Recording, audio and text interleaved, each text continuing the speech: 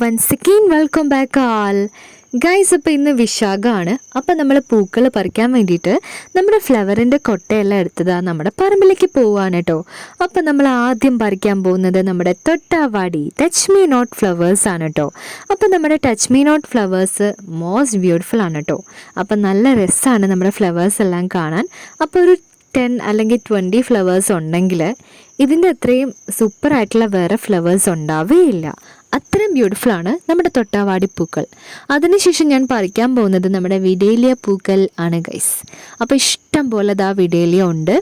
പക്ഷേ കഴിഞ്ഞ പ്രാവശ്യത്തെ നമ്മുടെ ഓണത്തിന് നമ്മൾ പൂക്കളെല്ലാം പറിച്ചിട്ടുണ്ടായിരുന്നു. അത്രയും പൂക്കൾ ഈ ഒരു പ്രാവശ്യം ഇല്ല കേട്ടോ. വളരെ കുറവാണ് പൂക്കൾ. അപ്പം ഞാൻ നമ്മുടെ വിഡേലിയ മോസ്റ്റായി പറിക്കുന്നുണ്ട്. വിഡേലിയ പറിക്കാൻ നല്ല റിസ്ക് ആണ് കേട്ടോ. പക്ഷേ ഇഷ്ടംപോലെ ഉണ്ടാവുമ്പം അടിപൊളിയാണ് പൂക്കൾ ഒരുക്കാൻ. ഈ ഒരു ഫ്ലവർ സൂപ്പറാണ് കേട്ടോ. അപ്പോൾ വിഡേലിയാസ് എല്ലാം പറിച്ചു. തൊട്ടാവാടിയായി, വിഡേലിയായി.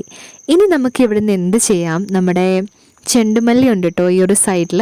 അപ്പോൾ ഇതൊരു ടൈപ്പ് ചെണ്ടുമല്ലിയാണ്. അപ്പം ഞാനിത് പറിക്കാൻ വേണ്ടി പോവാണ്. ഈ ഒരെണ്ണമാണ് ഞാൻ പറിക്കുന്നുള്ളൂ കേട്ടോ. അപ്പോൾ അതിൻ്റെ കുറച്ച് അല്ലികൾ മാത്രം ഞാനിപ്പം പ്ലക്ക് ചെയ്തെടുത്തിട്ടുണ്ട്. ഇനി നമുക്ക് നമ്മുടെ തുമ്പിപ്പൂക്കളെല്ലാം പറിക്കാം കേട്ടോ. തൊട്ടടുത്ത് കണ്ടില്ലേ വേറെ ഒരു ചെണ്ടുമല്ലിയും കൊണ്ട് നിൽക്കുന്നുണ്ട്. അത് ഞാൻ പറിച്ചില്ല.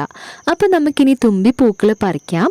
തുമ്പിപ്പൂ മോസ്റ്റ് ആയിട്ടുണ്ട് കേട്ടോ. അപ്പോൾ തുമ്പിപ്പൂ എല്ലാം മഴയത്ത് വീണ് കിടക്കുകയാണ്. അതിൻ്റെ ചോട്ടിന് അത്ര പവർ ഇല്ല കേട്ടോ.